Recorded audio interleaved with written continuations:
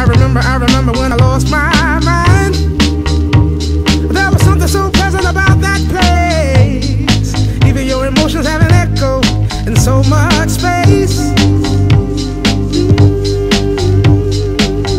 And when you're out there without care, yeah, I was out of touch. But it wasn't because I didn't know enough. I just knew too much. Does that make me crazy? Alright, what's up world? My name is Symphony.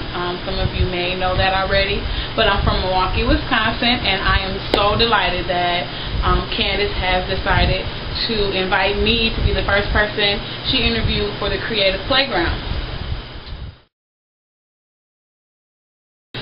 As of May 2012, I earned my degree, Bachelor of Fine Arts, with a teacher certification. So I guess eventually, one day, soon, I will be working in the field, in the art field, either teaching or doing nonprofit work, working in a museum. But I do want to be able to use my talents and my gifts as an artist and share it with other people. So my profession right now is a professional job hunter, to say the least. Alright, so now you're asking me, what do I create?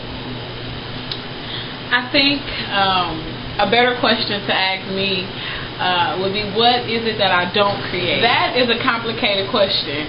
I create any and everything. I am a painter. I really love painting portraits. I draw, so I create drawings. I'm really crafty, so I can create things with clothes, things with recycled materials or found materials. Matter of fact, this shirt that I'm wearing was something that I created. It was originally just a regular kids t-shirt, and my resources, I research, trial and error, so I create anything that I need to make my life better. So anybody who knows me personally knows that there are a couple songs that gets me going from like 1 to 20 instantly. Like an up-to-date song right now, if you play it, will get me out of my seat and will get me on the dance floor. From the start of that song to the end of that song is Cashing Out. Don't judge me. I don't know. Like, I wouldn't buy his album. I don't normally listen to his music. But that song gives me my life. It's something about that. Run around with that Nina. I don't know. I just like it.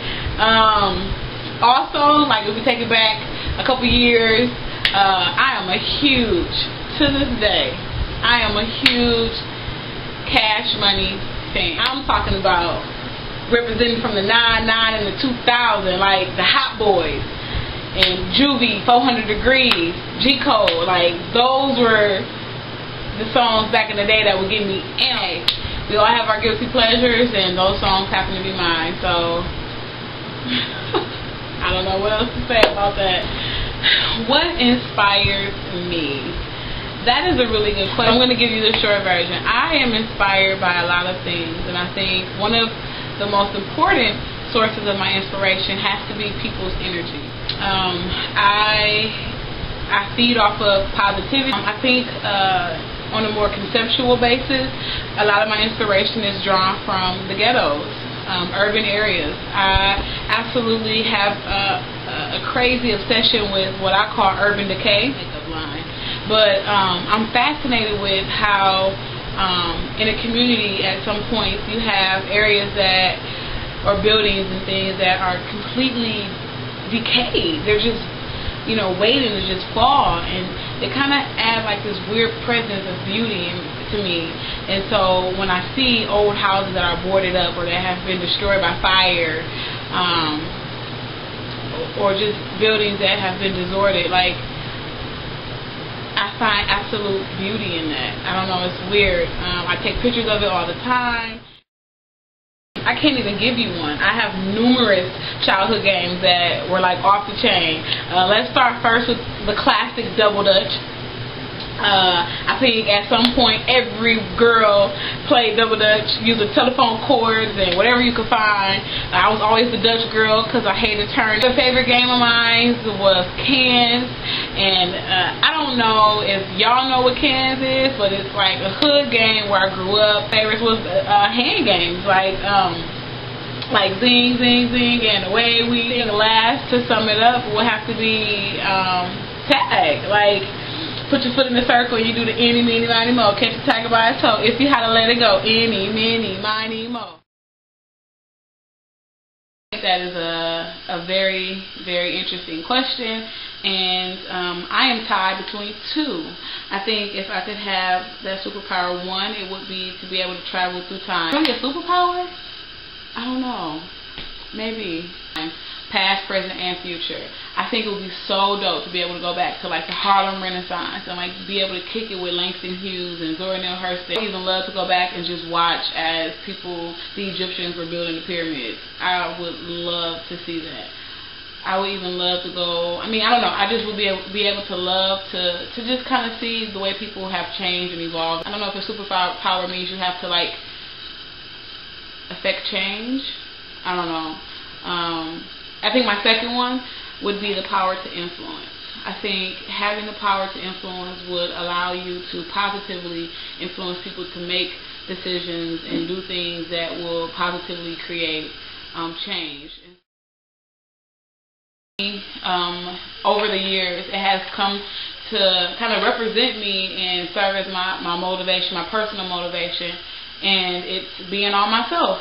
I don't know if y'all follow my Tumblr or my YouTube channel, but I think after every one of my videos, I'm like, bam! And it's being on myself. Over the years, I've learned that I am most happy when I do things that make me happy. When I get dressed in the morning, when I comb my hair a certain way, I do it because I want to do it. Not because it's a trend, not because I'm concerned about whether or not someone is going to like it. I do it for myself. And so I think being on myself 366 is just a representation of me. The 366 comes from my birthday. I was born on February 29th. That day only comes around every 4 years, and when it does come around, there are 366 days in that year. So for me, I can only be myself. So with that, I'm going to hit y'all with the bang. Texas, then follow your moves all week on Twitter.